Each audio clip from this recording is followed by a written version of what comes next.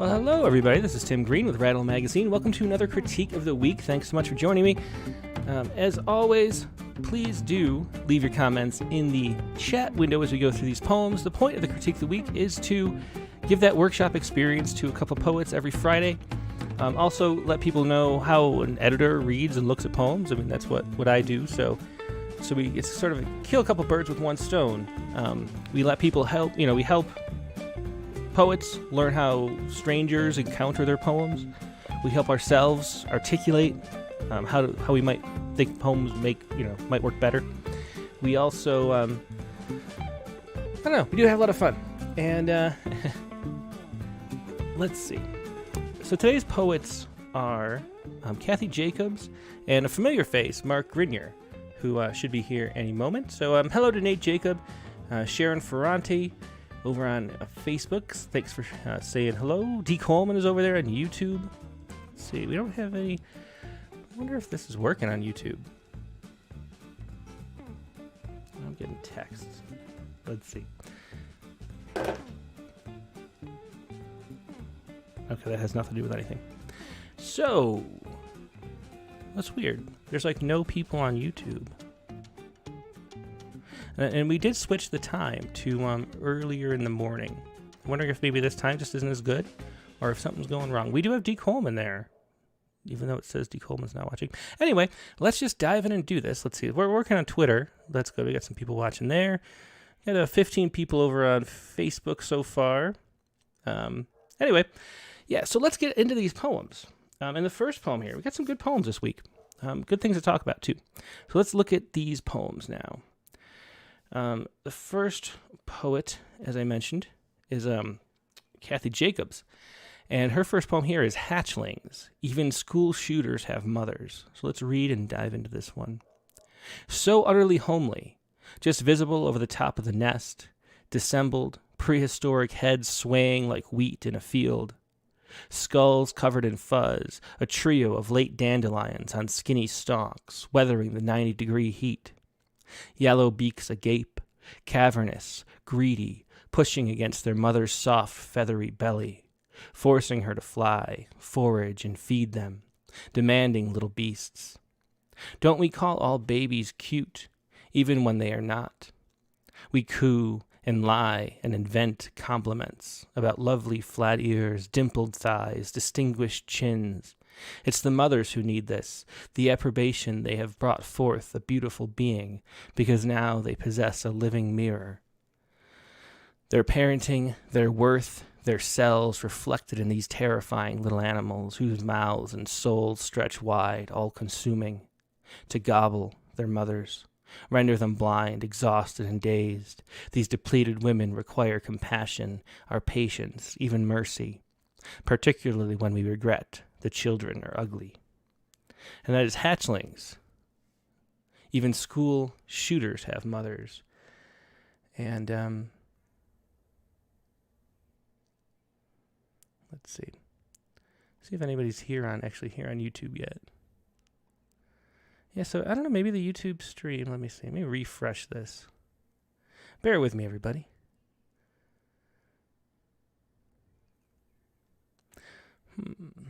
I think something might be going wrong on YouTube. If you're watching on YouTube, leave a comment. Oh, and let me see if it works. Anyway, well, we got people on Facebook, so that's fine.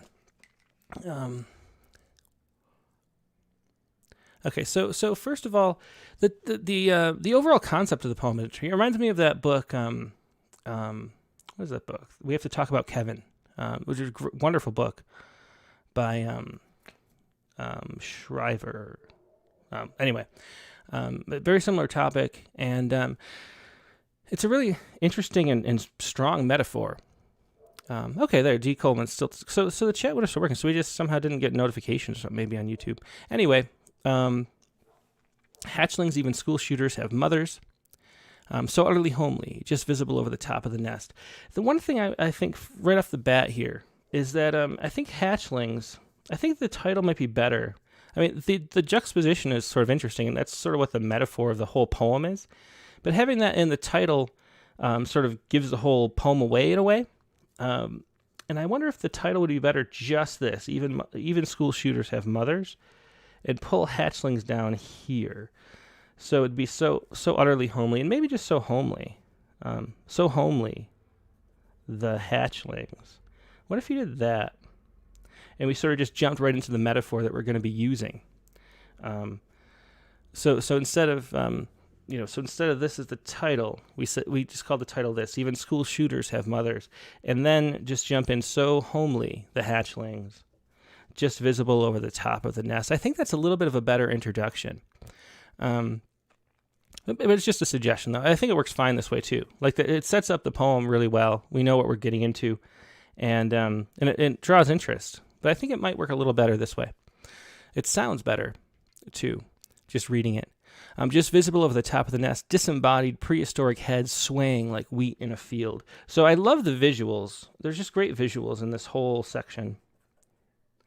And the one thing I wonder about is this swaying like wheat in a field. When I got to that line, I thought, is it possible? I can imagine them swaying as if it's the breeze blowing them, but I've never seen ducklings act that way, like they're swaying, sort of in, not even just in unison, but even a swaying motion seems a little bit off as a description.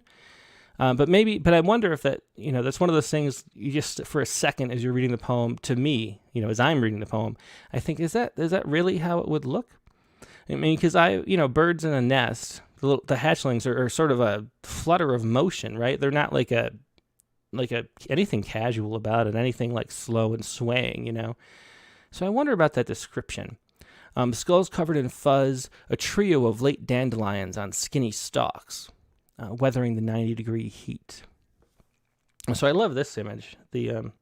That's really good. The dandelions on skinny stalks, yellow beaks agape, cavernous, greedy, pushing against the mother's soft, feathery belly. I don't know if you need feathery there. Forcing her to fly, forage, and feed them, demanding little beasts. So I think this whole setup is really good. It's a good start to the poem. Because it's descriptive, and it really builds this scene in a rhythmic and musical language way that makes us enter when we see all this stuff going on. So it's a really great setup for the poem. Don't we call all babies cute, even when they're not? And a good transition, too, I think. It's about the right time for a shift, because if you just kept on describing, eventually it gets boring. But it sort of holds our interest long enough and sets up the scene really well, and then shifts at a good time. Don't we call all babies cute? We coo and lie and invent compliments about lovely flat ears, dimpled thighs, distinguished chins. It's the mothers who need this. That's a good line, too. It's the mothers who need this. Sometimes those simple lines really work. But then here's where I feel like the poem sort of loses itself. And you can hear the shift in the voice. You can hear the change in register, which is different than the change in register here. Like, this is sort of a natural shift as we change subjects to the way it sounds. Let me read this whole little section and listen to the difference, the way that the voice shifts. Pushing against their mother's soft, feathery belly, forcing her to fly, forage, and feed them, demanding little beasts. Don't we call all babies cute, even when they're not? We coo and lie and invent compliments about lovely flat ears, dimpled thighs, distinguished chins. It's the mothers who need this.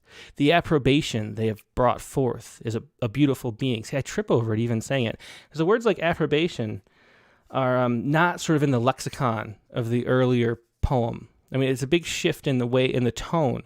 And then brought forth is not something that would be said either. It's a shift to a much more formal and less musical and less natural mode of speech right here.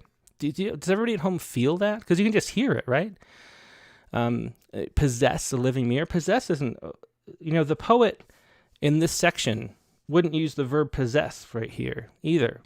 This is a shift in really what it is a shift in the part of the brain that's being engaged.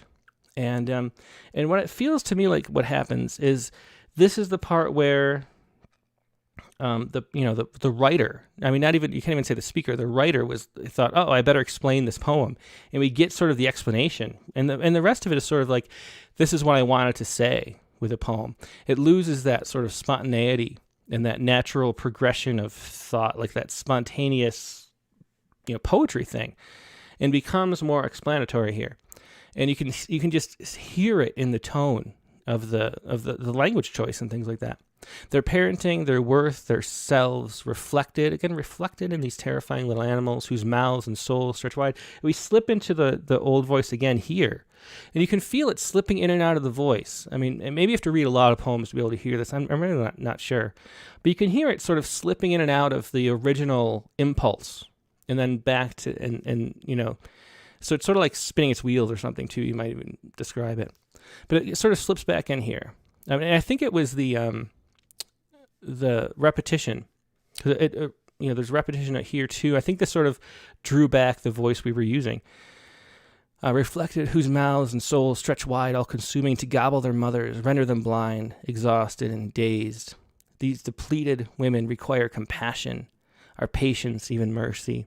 And so again, these depleted women require, it's the same kind of thing as this approbation and the possessed and the brought forth. That's not the way we were talking in the rest of the poem. And it's because it's too conscious. There's too much willful will going on here, to quote that Zen in the Art of Archery. These depleted women require compassion, our patience, even mercy. See how we're explaining this? We're not like letting the feelings explain what's going on. We're explaining it for the reader, particularly when we regret the children are ugly. Again, the children are ugly works. So we slip back in the voice. So see how in this last stanza, we're slipping in and out of sort of authentic poetry and into explanatory writing. And so that the real, the main point in this thing is, in this critique, is going to be, how do you finish the poem without getting into that explanatory mode? And I did like this shift a lot. I think it was good to shift to the subject matter, but it'd also be possible to keep it, since we have this in the title, even school shooters have mothers, we could write this poem just as descriptions of the nest too. And, demanding little beasts, we could have, instead of the mothers being blind, exhausted, and dazed, we could just keep the bird being blind, exhausted, and dazed, and only sticking to this image and setup. And I think that would work too. But I do like if you see what I mean. And so it just stays a metaphor that's never explained other than in the title. And so when you get to the end, you're thinking, why was it titled that? And then you understand the metaphor through thinking about the title, and it kind of all clicks together like that way. That's a way that a poem can work. And I think that would work here if that's what we wanted to do. So you could just strip out the non-images here, basically, and stick to the bird and strip out the baby stuff. And I think that would work as a poem. It might be interesting to just try that as like one draft attempt. But the other option is to just find a way to use, to stick with images. As D. Coleman says here on YouTube, the second stanza has fewer images, more explaining. So find a way to get back to this imagistic telling. And so don't we call all babies cute, even when they're not. We coo and lie and invent compliments about lovely flat ears, dimpled thighs, distinguished chins. It's the mothers who need this. And then right here, instead of going this way, they're explaining why they need this. Go into like a description of the event happening. So, it's the mothers who need this. They sit on, they talk to their friends, and there's, describe what the mother is doing while she's needing this, and let the description carry the poem through. So describe like the actual scene of a mother needing this, like with people, lying about the beautiful children, right? And then, instead of possessing a living mirror, let it be a living mirror. And just describe that as a scene. Does that make sense? Hopefully that makes sense. And then we can get back to these mouths stretching wide, which calls back to the bird. And maybe we could even go back to the bird. And instead of the mothers, we could sort of do this sort of like parallel world, right? Where even though we're talking about mothers for a little bit in this need up here, we can just shift back to the birds if we wanted to, and make it the birds' mouths stretching wide, all consuming, and the bird's mother blind, exhausted, and dazed, flies off, and end the poem that way. I think that might work too. So let's see. So we you have a good number of viewers on Facebook, so I'm not sure what's going on with YouTube. That's strange. But let's see.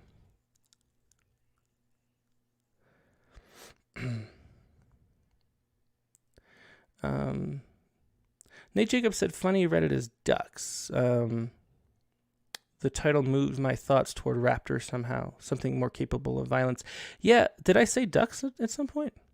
To me, I imagine like eagles or some kind of hawk or something.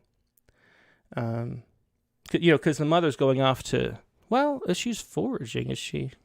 She's foraging, which might be more duck-like, actually, if somebody said that. But I did think of them as raptors. Mark Grinyer says here, approbation steps into another level of diction. Yeah.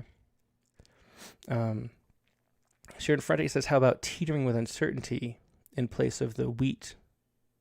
Yeah, yeah. She says teetering instead of the swaying like a wheat field. So maybe teetering with uncertainty. There's some kind of like a buzz. It's like an energy of like constant chaotic motion, which it seems to me. I mean, every nest I've seen with hatchlings, it's not like a, but then I wondered if maybe they're swaying in the wheat field because they're overheated and starving, and they don't have the energy to be like to behave like normal hatchlings. So I'm not sure. So maybe that has to be explained a little bit more. We do get the heat here, and maybe that's why. But I think maybe if this is literally how the hatchlings were behaving, if they were really swaying because they were so on the verge of heat stroke, right? We kind of need to tie that in and explain that image a little bit. So I don't know. I'm just not sure. So T.R. Powelson says, love the ambition of the poem, great metaphor and implications. Title could just be hatchlings. Yeah, that's another option. For me, it's enough for the poem to be about the idea of ugly being beautiful to a mother. The shooters are too much. Yeah, that's a good point. Yeah, maybe that's true. Feels like clickbait to me. This is another one that would be fun to try and form just to see where it would go. As an exercise, I would take the strongest lines and try in a rhyming or repeating form. That would help with a willful will problem. Sonnet, duplex, pantoum, sestina. See where it takes you, then ditch the form if you want.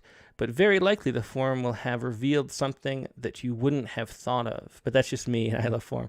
Yeah, I mean, that's the thing. That's exactly the thing that form does, is lets you focus on something other than the content, and then you don't have that compulsion to explain and switch registers and lose the sort of spontaneous momentum of the voice of the poem. So that's a good suggestion always. I tend not to suggest form as much as T.R. Powelson does, just because it's hard to write in form if you don't usually write in form. So a lot of time that's hard advice to take, but always good advice if you can do it, I think. So Paul Corbeil says, try describing what the mothers are acting like physically, leaning in, exhausted eyes. Yeah, that's what I was talking about. Build a scene out of here. Describe what's going on with the mothers who need this so we can see it and feel it instead of just have it be explained to us. Laurel Benjamin says, I don't mind and do appreciate a more conceptual language like a living mirror if there is enough to ground it. Yeah, I think that works. The problem is the approbation. The problem is that the tone shifts to this more sort of formal, descriptive, or not descriptive, but explanatory voice, which just doesn't have the same kind of weight, the same kind of emotional energy as either actual emotion like a voice would, or as image and scene do. So you just lose the momentum of the poem by going into this more technical, explanatory voice. Sharon Frente says, great potential in this, and yeah, I completely agree. Mary Ellen Carr says, well, I like including the baby minus the 3 lines you spoke of. It immediately reminds me of a Seinfeld episode, and that takes away some of the seriousness. Huh, that's interesting. I liked Seinfeld back in the day, and I don't remember that episode.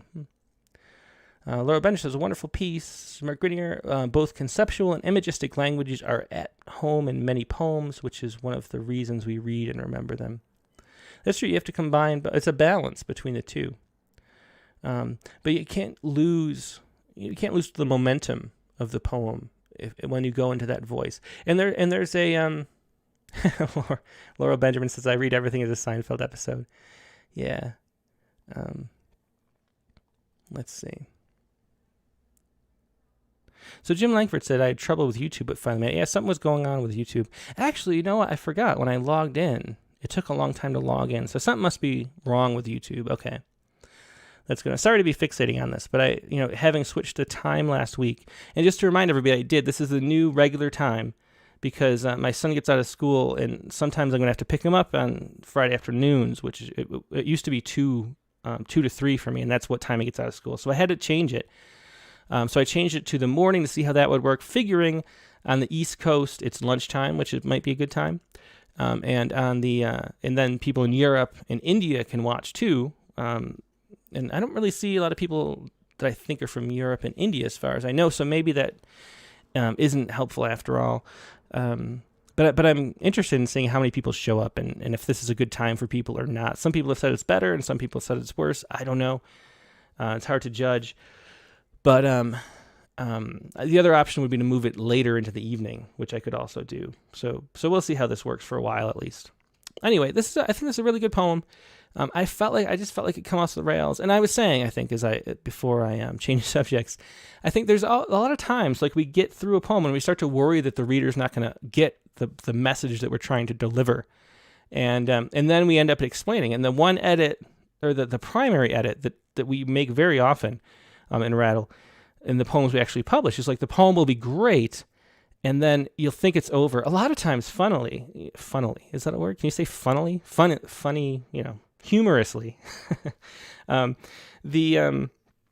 poem will end right here, like say the poem ends here, or the page ends here, and we're like, oh, that's a great ending. That's a great poem. And then you turn the page, and the poem continues. And the continuation is like an explanation of what we just came to understand. And so a lot of times cutting off the end is a thing, because there's this impulse to explain what we think the reader's not getting. And it's a really fine line, because you have to be clear enough that the reader actually gets it without explaining it in that way. And I think this poem goes in that direction a little too much. So the options are either maybe to pull back into the image and let the image do the talking. Because the images are great, and they can talk. They can speak for us here. And you feel them a lot more when it's being told in that way. We better move on to the next poem, so let's do that. But this is a good poem, Kathy Jacobs. And here's the other poem, Exposed. Exposed. My friend won't go without sleeves because of her check arms. She means her meaty upper arms, like the ones bared by Rubens' beauties, or belonging to that Venus poised in her half shell. Some artful arms remind me of fictional southern belles, mamas and grandmamas, with flesh like bread dough, moist and heavy. But I admire my friend's solid arms, coming to her from a line of women who work them over a washboard. Used them to wield a hoe and assemble artillery casings, a husky arm resting over a flannel shoulder while doing the two-step or polka. Her arms are like mine, stout ones from eastern Poland, where they probably dug potatoes, made the sign of the cross, and lit Sabbath candles, both. A generation and two later, they wrung chicken necks, planted gladiolus bulbs, and a daughter in the ground. Learned how to turn a steering wheel, hurl a bowling ball, and carry a suitcase away from a marriage.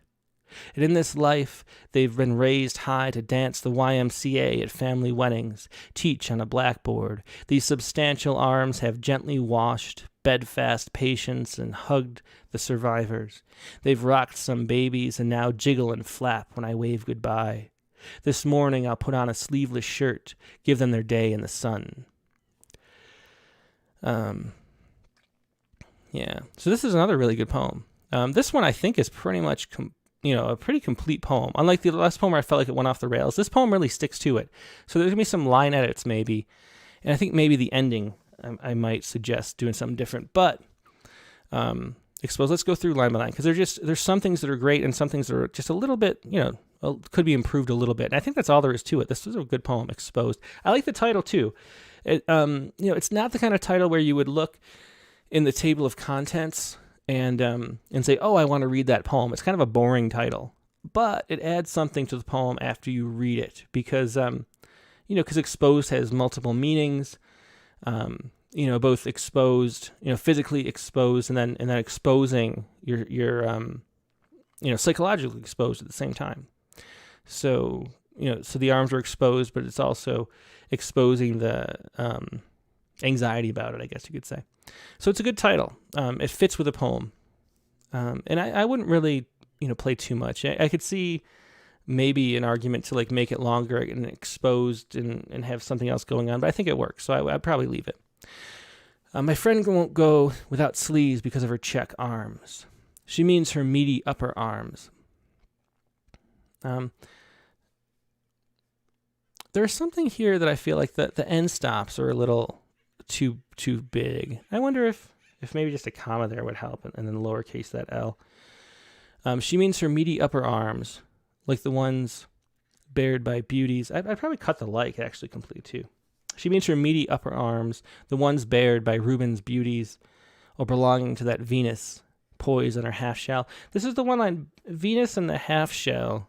It's sort of an image that just comes up a lot in poems, and phrased that way. I think it's because it's a really, Venus on her half shell. There's something about that, the language of it. There's a music to that phrase, and it's a strong image. So I think we just use it a lot. So it's sort of a weakish thing to bring up. It's not as good as the, but it's not. I don't know if I'd cut it. I probably wouldn't. Those artful arms. I like the artful arms. Remind me of fictional Southern belles, mamas and grandmamas with flesh like bread dough, moist and heavy. This is just great. It's great stuff. The flesh like bread dough, and it worked already. But then when you say moist and heavy, that really sells the metaphor you're using there. But I admire my friend's solid arms coming to her from a line of women who worked them over a washboard. Really, I mean, see how the as we move through the sequence, just see the power of image in poetry. Like the different images flash before our eyes. And those things are the things that really stick with the poem and make it feel alive.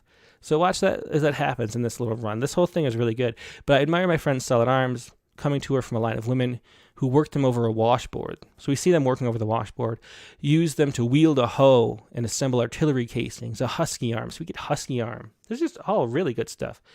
Resting over a flannel shoulder while doing the two-step or polka. Her arms are like mine, stout ones from eastern Poland, where they probably dug potatoes. So we get the little details there.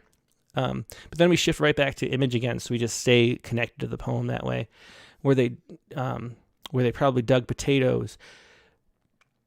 I don't know about the probably.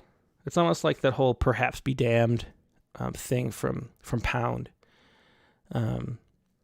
which anyway made the sign of the cross and lit Sabbath candles. Both, so we get that whole. We get those images there. A generation or two later, they wrung chicken necks, planted gladiolus bulbs, and a daughter in the ground. A great turn there, from the bulbs to the daughter in the ground.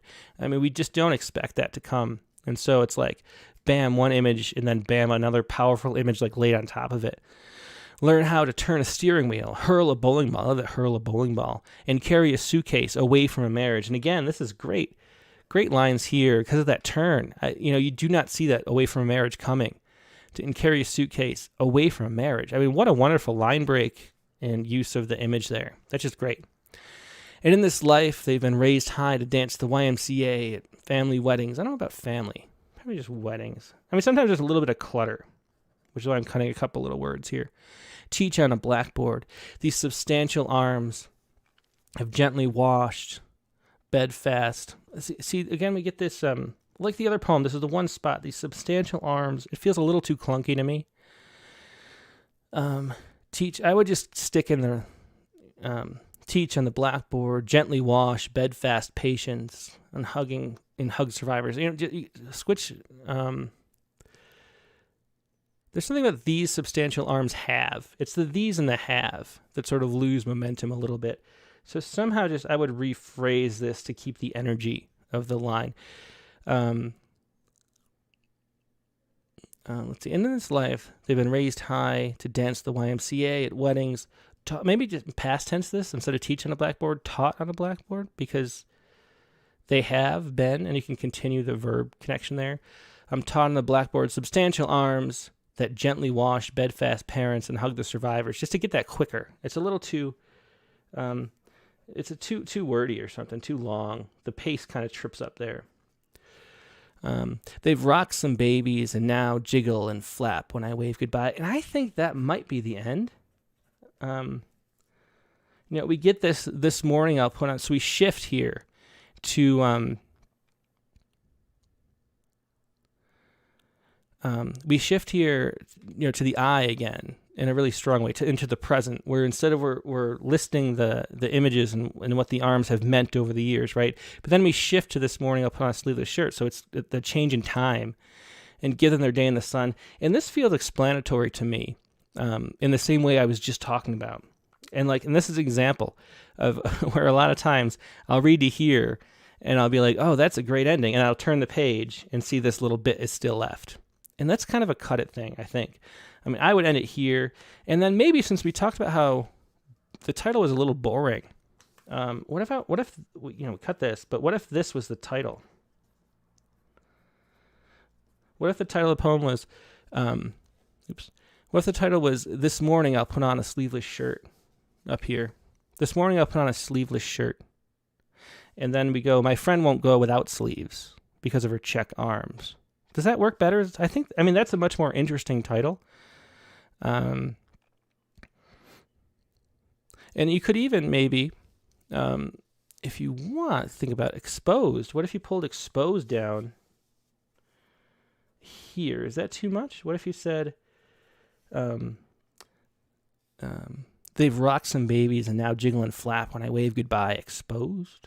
Maybe not, but maybe play with that. I'd probably just keep it like there. I just like this ending. It's a very understated, but the meaning is all sort of in there for you to discover as a reader. And we've seen so much throughout the poem that we're willing to think about it and sort of make all the connections ourselves because it's a well-written poem. So that's my suggestion maybe, is to make this the title. This morning I'll put on a sleeveless shirt. I think that works. And then just cut these last 3 lines. So that's what I would do with this poem. We're 3 minutes past the time, but I want to see what everyone's saying. We'll go over an hour if we have to. So Mark Grinyer says, this is an excellent poem. I think I'd enjoy reading it in a book or a magazine. Yeah, I agree. It's a good one.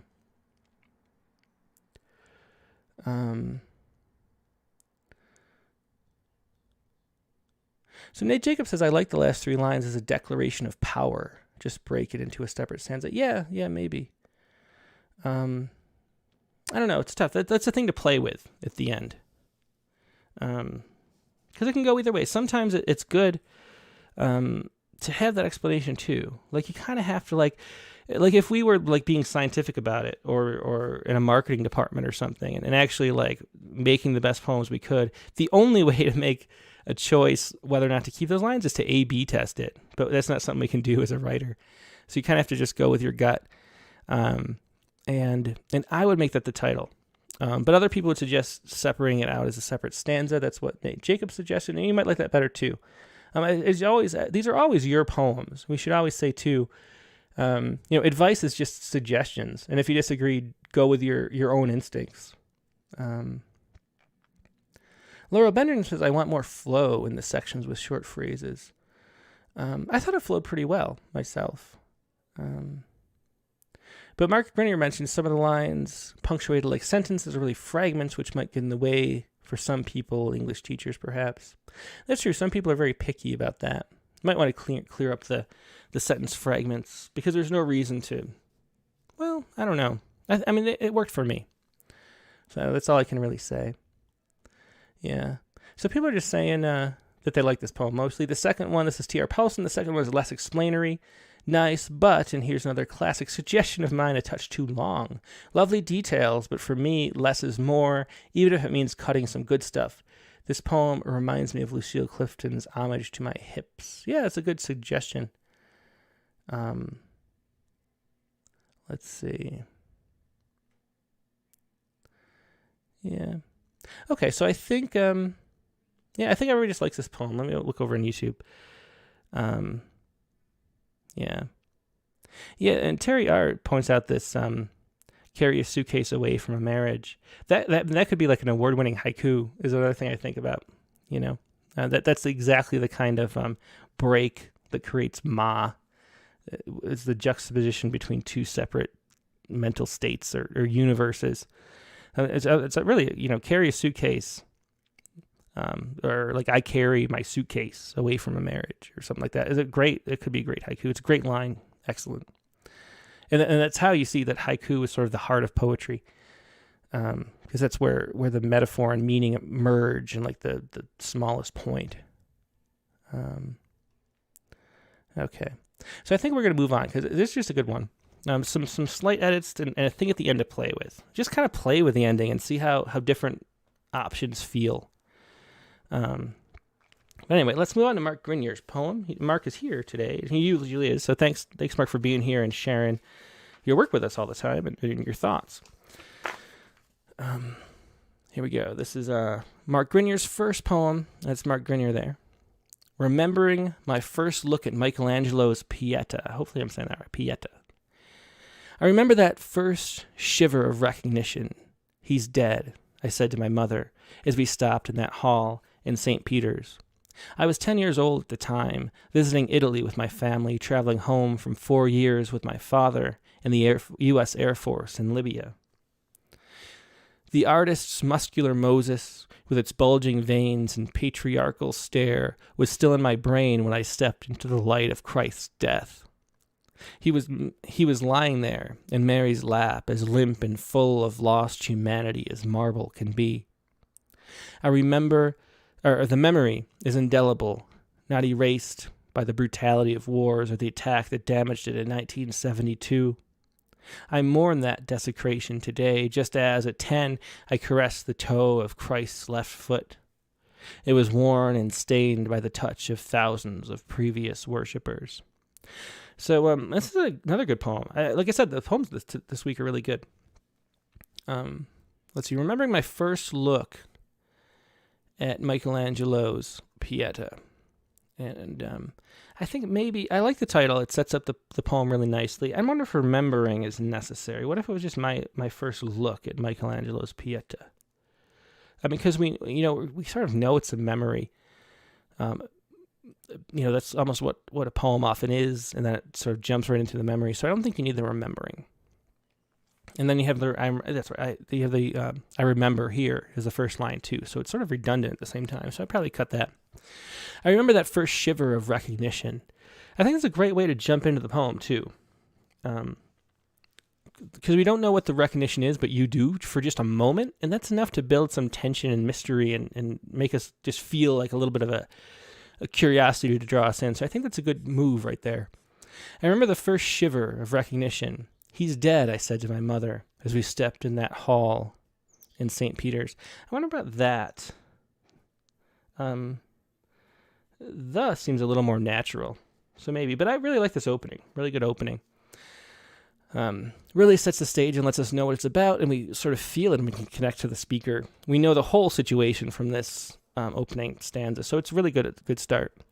I was 10 years old at the time, visiting Italy with my family, traveling home from 4 years with my father in the U.S. Air Force in Libya. So here, this is sort of kind of clunky and a little too much. Too much detail. It sort of draws the detail out longer than it should be. So it's like too long for what it's like doing. Like, do we need these details? So I would reword this section and make this stanza a lot shorter. It's an important thing. I was 10 years old at the time, visiting Italy with my family. Those first two lines work. And then, do we need to know the details, the 4 years, my father, Air Force, Libya, or just things that we, don't necessarily need to know. We need to know some of it. I'm trying to think of a way to condense it down, but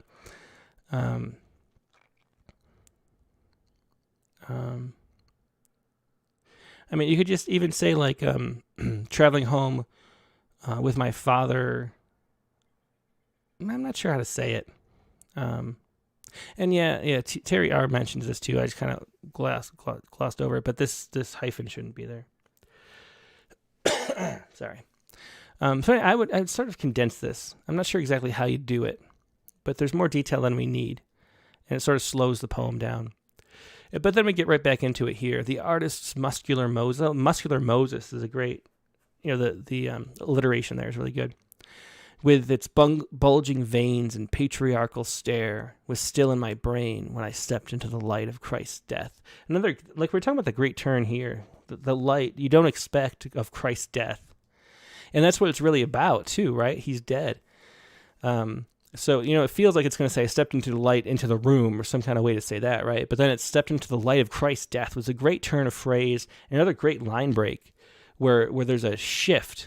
And that's the kind of thing that really pulls you into a poem, is that sort of surprise that happens there. And it's a surprise that pays off. So it's a great line. As good as that suitcase line we were talking about too. That's another really good one. He was lying there in Mary's lap, as limp and full of lost humanity as marble can be. Another great description. I wondered if you cut the of lost humanity, if you just let us fill in the blank of what's lost. He was lying there in Mary's lap, as limp and full as marble can be. That sounds really good too. That's something to think about. But I like the lost humanity, so I'd probably keep that. But that's one thing I'd think about. The memory is indelible, not erased by the brutality of wars or the attack that damaged it in 1972. So here is another similar shift to the last poem, where it gets a little explanatory and loses its momentum. And it's similar to this place here too, where it feels a little clunky and slowed down all of a sudden. It's an important detail to include, but the memory is indelible is a very explanatory, to use that T.R. Powelson's word just now, way to say that. Not erased, and so not erased by the brutality of wars or the attack that damaged it in 1972. Again, it's the exact same kind of thing as up here. It's a little too much detail. We need to know about this attack that damaged it. Maybe I'd like to learn a little more about it, actually. So maybe just tell that a little bit, that story of what happened, because I don't know. I'm not familiar with that. I don't know how common that knowledge is of what happened in 1972. But that desecration, I mourn that desecration today, just as at 10, I caressed the toe of Christ's left foot. Again, this is another really nice turn here. Because we see, like the poem just comes alive as soon as I caress the toe of Christ's left foot. I mean, the detail there is just perfect, because we really get to feel and experience that for a moment. It was worn and stained by the touch of thousands of previous worshipers. And I like that this is a sort of going for an understated type ending, where it ends on a sort of a lower, a softer note, which works, I think. It was worn and stained by the touch of thousands. At the previous, I wonder if there's a better way that could be phrased. I wonder if it's past. Thousands of past worshipers. Previous is a little too much like time space for what it's worth in that line. So the line's a little stronger if you can shorten that. So maybe just past worshipers. But it's a good poem. This is another good poem. So just a couple little places that I would clean up, where it slows itself down, and like find a way to explain this a lot like more smoothly. And similarly, find a way to explain this more smoothly. Those are the two things. Terry R. suggests maybe the last line could be cut. It was worn and stained by the touch of thousands. Yeah, I mean, that could work too. There's just something a little, that it's not like it's like off, like it works, but there's something that's just a little not as memorable, not as sticky about the way the previous worshipers, but the concept of worship and that they're worshipers, and that there are thousands of these. I mean, that all ties together. So you kind of want to get the worship in there somehow. So I would just play with this ending. The ending is not quite right, and then these two stanzas are a little too dry and too much information, too sort of clunkily told. So those are my three edits to work on. Let's see. Over on Facebook.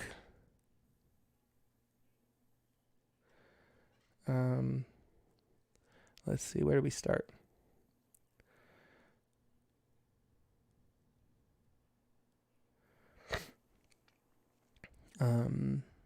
Let's see. So Anna Yin says, wow, reminded me of my visit. Chairperson says, love my first look. What about starting with he's dead? I thought about that too, of just saying he's dead, but I like the setup here. I think that works really well. And it's because, like I was saying, I remember the first shiver of recognition. That gives us like a mystery. Like our brains are like imagistic problem solving machines. I mean, that's really what they are. So we can imagine the future so that we can imagine the thing that won't kill us so we don't die. And that's why our brains evolved. And so we have we want like a little mystery to solve. And we want to do it imagistically usually. That's just the way it's structured. And so I remember the first shiver of recognition gives us a little bit of mystery because he knows what the recognition is of, but we don't for a moment. And then we do. He's dead. And then bam. And then we get a little like dopamine kick of having that mystery resolved. And it all happens really quickly right in the first three lines. And they're short lines too. So it's a really quick reward for the reader. I think it works really well. I think it's a great beginning, and I wouldn't change it. Looking doesn't let you know you are actually in the presence. Where's looking?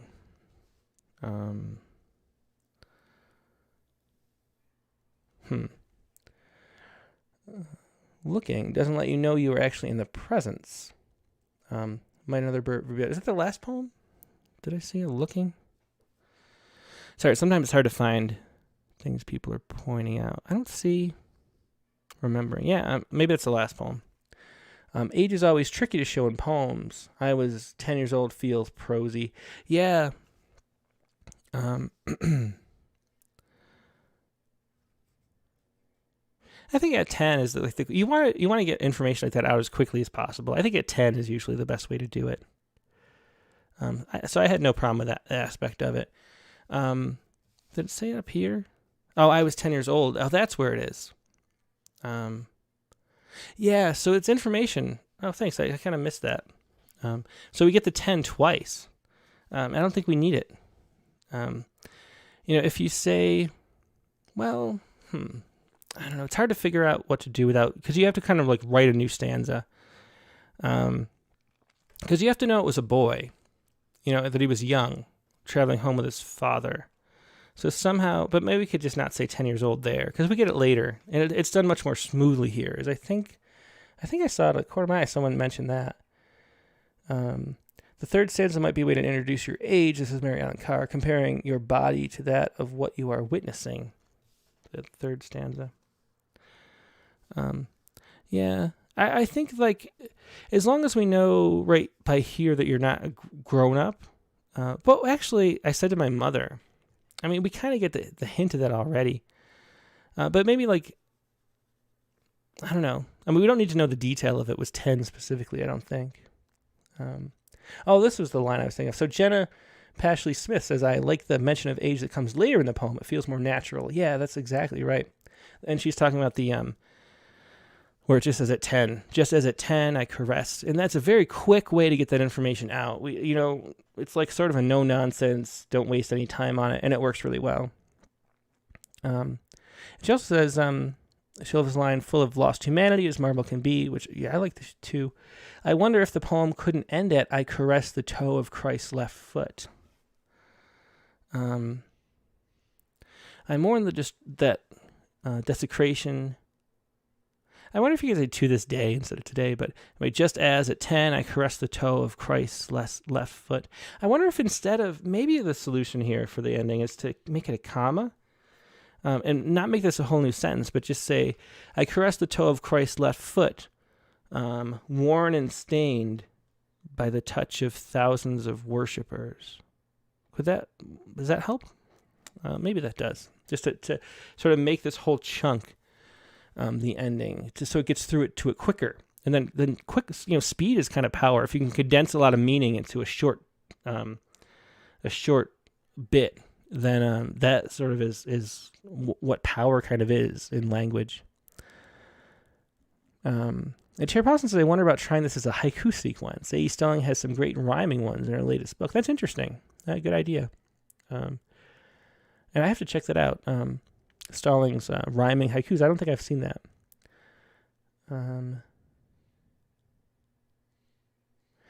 Laurel Benjamin says, as Alan Bass says, make a slit here and open it up. I feel there is more that can be said, a way of saying in a physical way what the moment consisted of.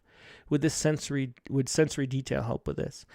Maybe the poem could do more. And to go back to this last poem, we have this transition we talked about here, which really worked well.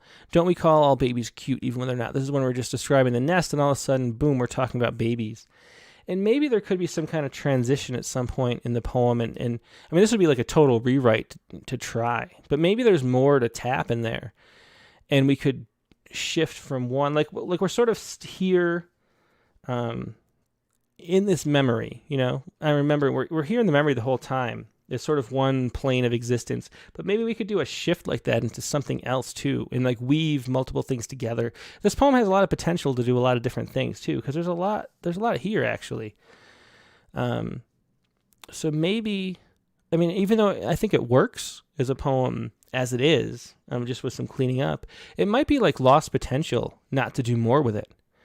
So maybe this is a poem to keep pushing. That's a really good suggestion. I'm glad you brought that up, Laurel.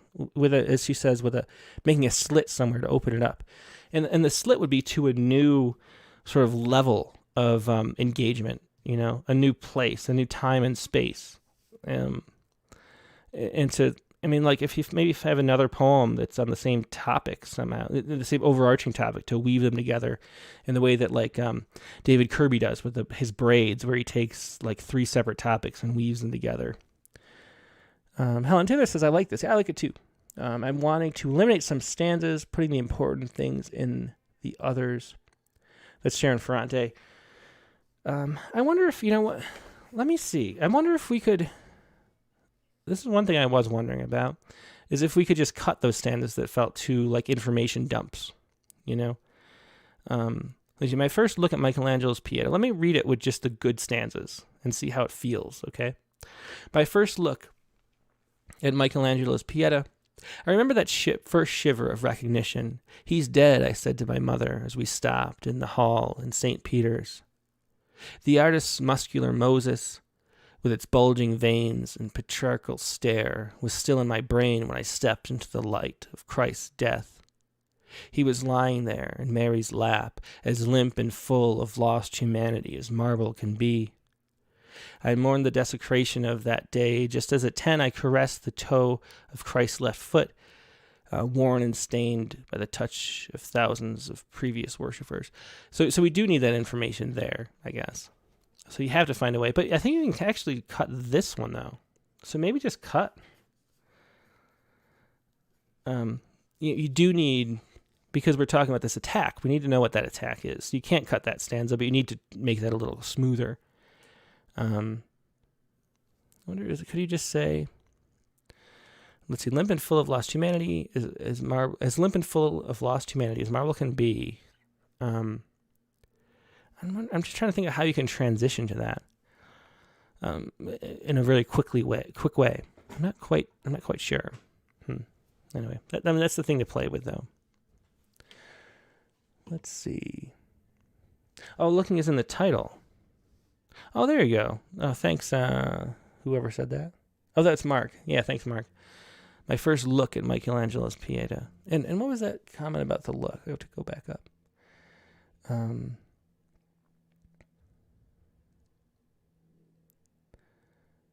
Where was the...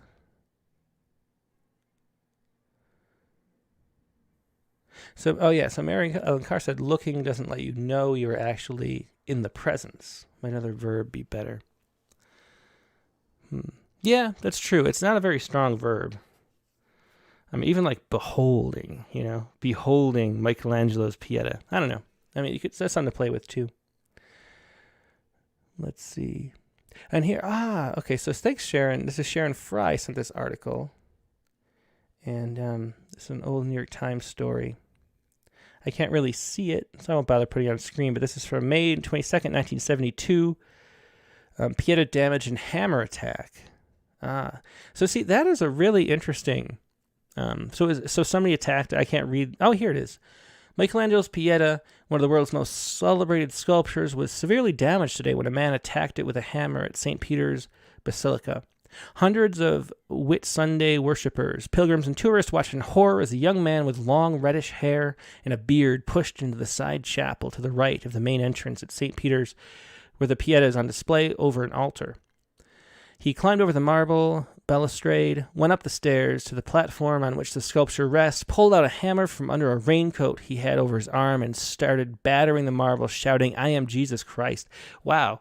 So that, I mean, what a poem. Just that description from the New York Times is.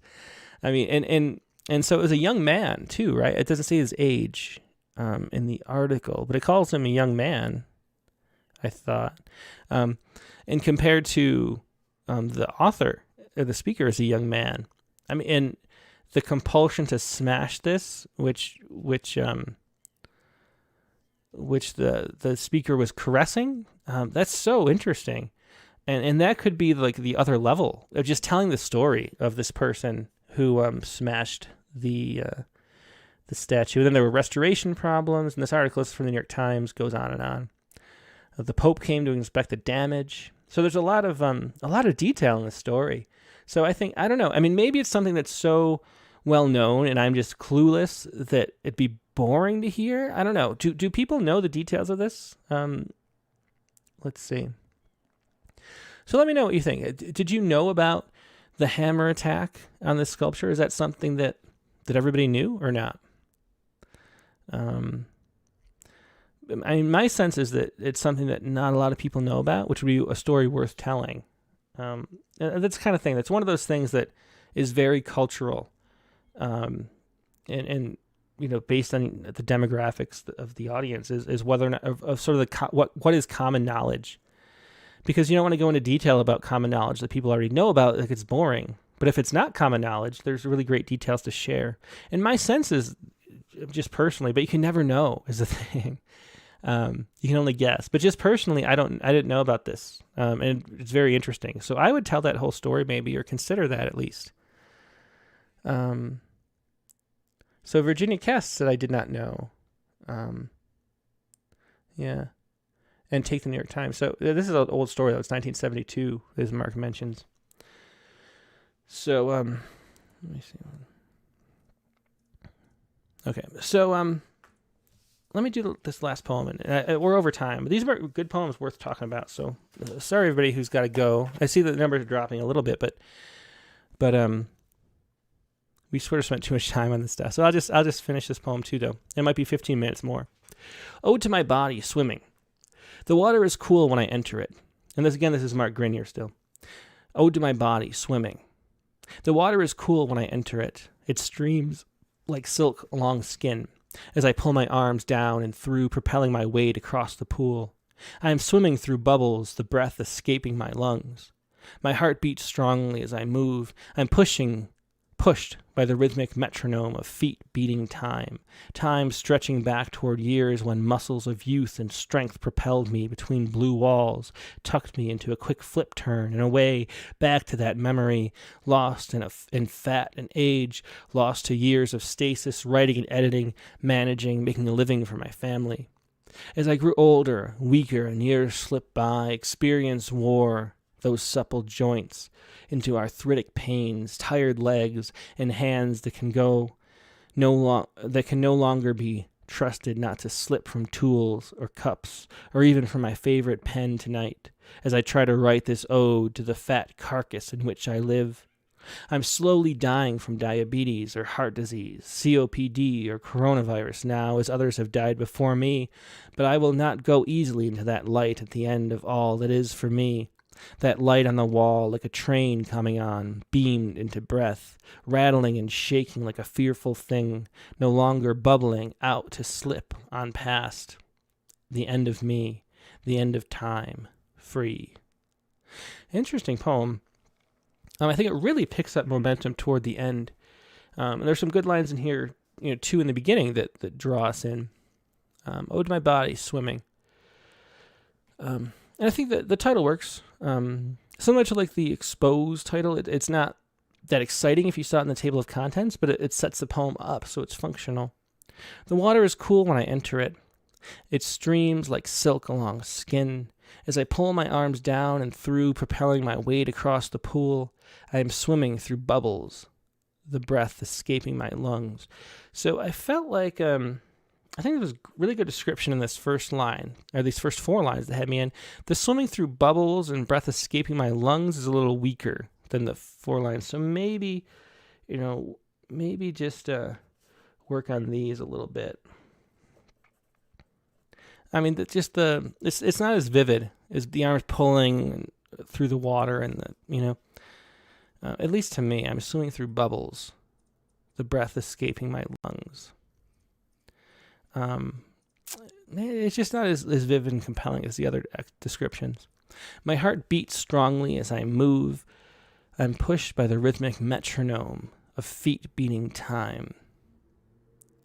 And again, I think we kind of just maybe we slip into a little bit of, not as condensed in an interesting way. Not as maybe like one of my favorite poets is Alan Shapiro. And if you read his poems, there's a way that the syntax always has some kind of like variety to it that keeps the poems pushing forward just through the variety of the way the sentences are structured. And we get into sort of the opposite in this poem a little bit, I feel like, where I am, this I am, this sort of I verb description sort of pattern emerges. My heart beats strongly as I move. I'm pushed by the rhythmic metronome of my feet beating time. Time stretched backward toward years. There's something that it sort of feels a little, I don't know, monotonous isn't the right word, but it's just not exciting the way that it's told.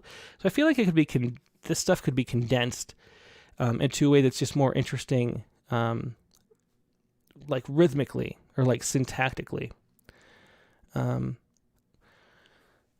So instead of like I am swimming through bubbles, just like swimming through bubbles, pushed by the rhythmic metronome of my feet. I think some of this could be cut too. Time stretching back toward years when muscles of youth and strength propelled me. Again, we have propelled repeated. Didn't we use propelled already? Oh, maybe I just read it recently. Oh yeah, propelled right here. So we repeat the propel. So pick one because it's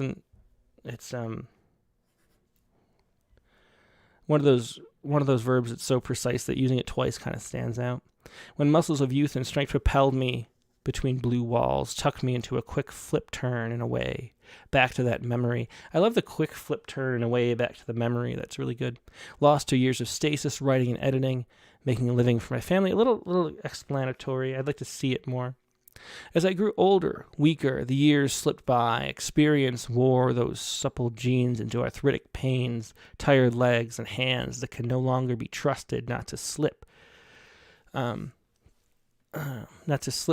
I go? From tools or cups, or even from my favorite pen tonight, as I try to write this ode to the fat carcass in which I live. So right around here, it sort of picks up momentum for me. And then it sort of feels like it's propelled down the page for the rest of the poem. As I grew older, so I wonder if maybe the poem is just a little too long. And maybe I think about what could be cut.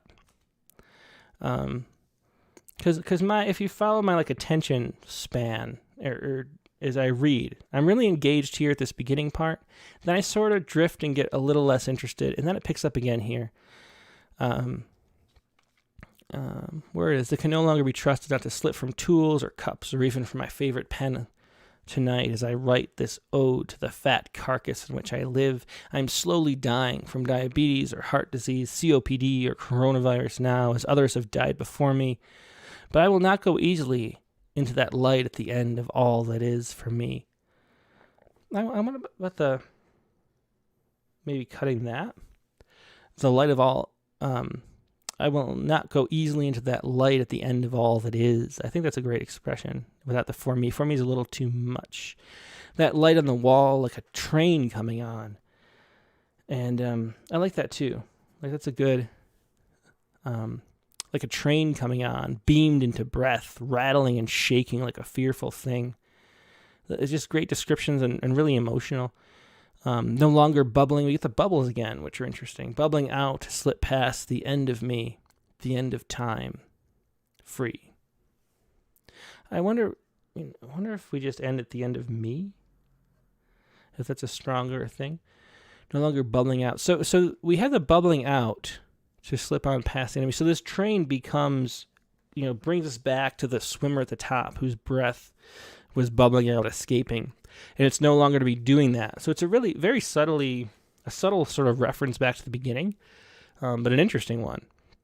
I just feel like this poem is a little too long and could maybe, just basically in general, these two stanzas could just be one and cut in half in length and just sort of merged. And that feels like a better arc to the poem, I would say. But it's good stuff. Let's see. So,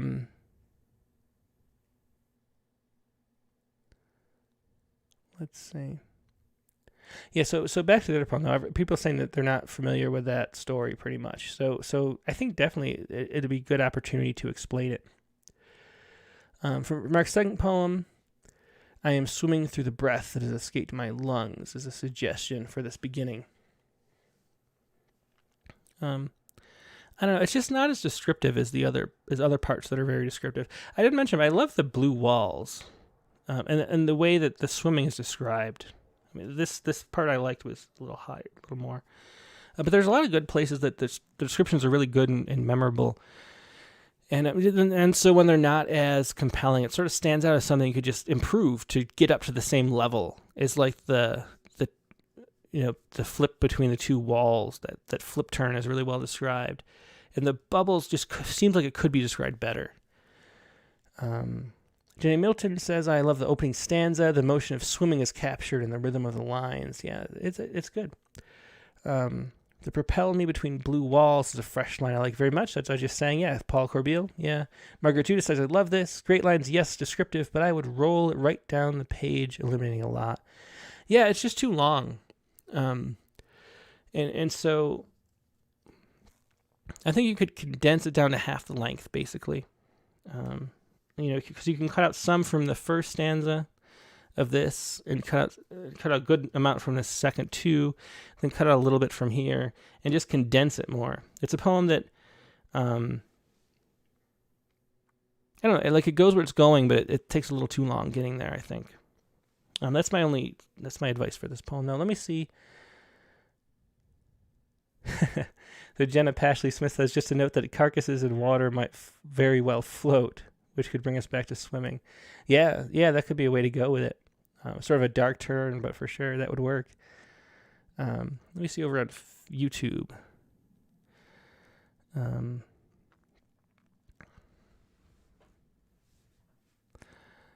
Let's see. So how about, it jumped onto the marble above.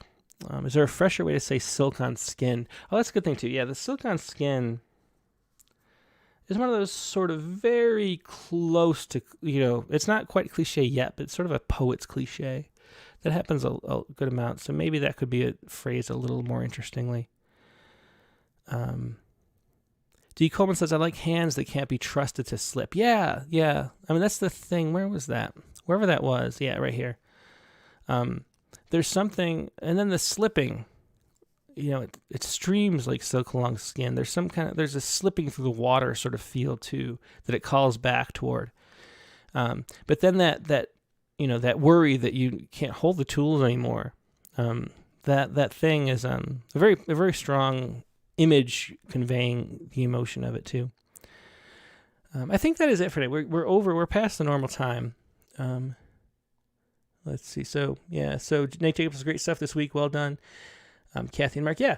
They're good poems with lots to talk about. So it took a little bit longer than normal. It's been 70 minutes now for the critique of the week, but good stuff. So we had Hatchlings, even school shooters have mothers, by Kathy Jacobs, and then And then we had Exposed. So both really good poems. I think Exposed I like the better of the two, probably, because it's more unusual and very descriptive. And then we have the first look at Michelangelo's Pieta, which I was thinking that we tell that story of the hammer, which now that I look it up, it sounds familiar, but I don't know the details of it. And the details really are relevant. And then Ode to My Body, Swimming. So those are the 4 poems we looked at today. Thanks to the 2 poets, Mark Grinyer and Kathy Jacob, for sharing those poems. As always, the Critique of the Week will be Friday for now at noon Eastern Time, 9 a.m. Pacific. That is the new time, so hopefully we will see you next week. Next week's guest on the Rattlecast is going to be, or this week's, I should say, Sunday's guest, is Brendan Constantine, Rattlecast number 108. Brendan is just an authentic, like he's a genuine poet, like as genuine a poet as a poet can be. He like lives it. And he's a great teacher. He's a high school teacher, teaches in elder care centers as well to patients with dementia, and that's why his most recent book is Dementia, My Darling. He has a new manuscript that he'll be reading from, though, instead of that. He's a great performer, great teacher, very thoughtful person with really, really wonderful poems, and one of the best poems that I've read in decades is his. So it's a great poet. Really looking forward to talking to him, a sort of Los Angeles legend. That's Brendan Constantine on Rattlecast 108. And the prompt, I can't even remember what the prompt was. The prompt was, a portmanteau. Yeah, so a portmanteau is 2 words that are combined together to make one word, like briefcase is an example. Write a poem that features at least one portmanteau, or make up your own portmanteau and write a poem about that. So it's use portmanteaus in a poem. So that'll be Rattlecast number 108 with Brendan Constantine, Sunday, August 29th at the usual time, 9 p.m. Eastern, 5 p.m. Pacific. So hope to see you then, and I'll talk to you soon. Goodbye.